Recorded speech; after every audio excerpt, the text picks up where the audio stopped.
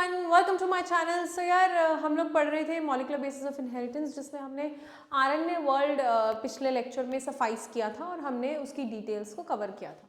आज हम एक नया टॉपिक स्टार्ट करेंगे, that is replication. If you remember, मैं आपको हर क्लास में सेंट्रल डॉग्मा का कॉन्सेप्ट बताती हूँ, ठीक है, जो हमने पढ़ा था। अब सेंट्रल डॉग्मा के हिसाब से क्या था कि जो भी डीएनए है वो अपना डुप्लीकेट स्ट्रैंड बनाने के बाद ट्रांसक्रिप्शन करता है और ट्रांसक्रिप्शन से वो आरएनए में कन्वर्ट हो जाता है। वो आरएनए फिर ट्रांसलेशन से प्रोटीन्स बनाता है, ठीक है।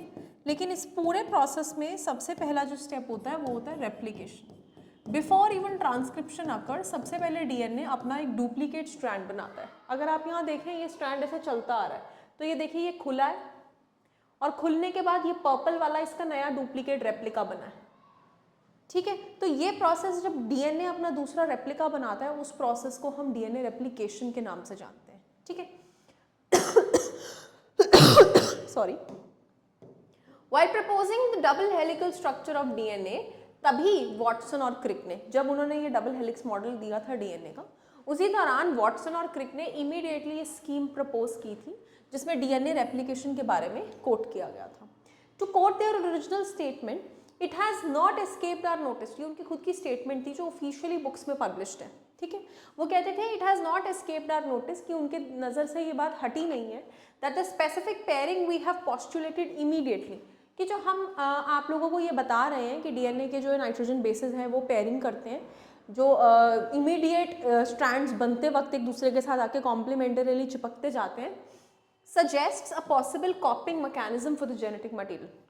तो उस बेसिस पे हम ये कह सकते हैं कि जो जेनेटिक मटेरियल है वो आके चिपकता चला जाता है, ठीक है, और पूरा का पूरा एक नया स्ट्रैंड बना देता है।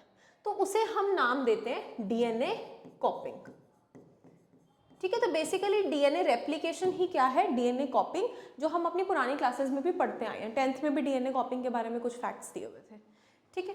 The scheme suggested that the two strands would separate, कि दोनों स्ट्रैंड्स, ये देखो ये दो स्ट्रैंड्स आ रहे थे, ये अलग अलग हो गए, they got separated and then they acted as a template for the synthesis of new complementary strands, और तभी वो दूसरे स्ट्रैंड के लिए कॉम्प्लीमेंट्री बने, ठीक है। जैसे ये स्ट्रैंड जा रहा है तो इस स्ट्रैंड के लिए ये कॉम्प्लीमेंट्री स्ट्रैंड आके जुड़ा।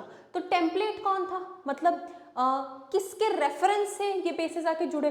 ओरिजिनल स्ट्रैंड के रेफरेंस के बेसिस पे। तो ओरिजिनल जो रेफरेंस है हमारा, ओरिजिनल जो स्ट्रैंड है हमारा, उसे हम टेम्पलेट स्ट्रैंड कहेंगे, और जो नया स्ट्रैंड बन रहा है उसे ऑब्वियसली हम न्यू डीएनए स्ट्रैंड कहते हैं, ठीक है जी।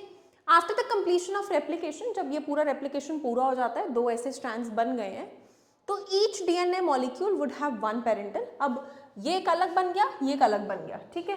तो हर डीएनए मॉलिक्यूल में एक तो पेरेंट स्ट्रैंड होगा, ठीक है, और ये वाला न्यू स्ट्रैंड बना है, ठीक है। तो हर डीएनए मॉलिक्यूल में एक parental and one newly synthesised strand would be there. इस स्कीम को सेमी कंजर्वेटिव डीएनए रेप्लिकेशन के नाम से जाना जाता है। आई रिपीट माई सेल्फ, इस स्कीम को सेमी कॉन्जर्वेटिव डीएनए के नाम से जाना जाता है, ठीक है जी। सो ये हमारा नटशेल था रेप्लिकेशन के बारे में।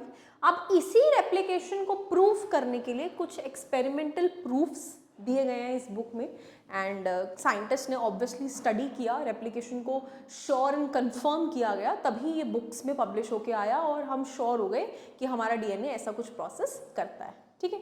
एक्सपेरिमेंटली क्या हुआ, किसने किया, किसके अंदर पढ़ा गया, ये सब मैं आपको नेक्स्ट वीडियो में बताऊंगी। तब तक के लिए आप अपनी रेप्लिकेशन को अच्छे से समझ लेना।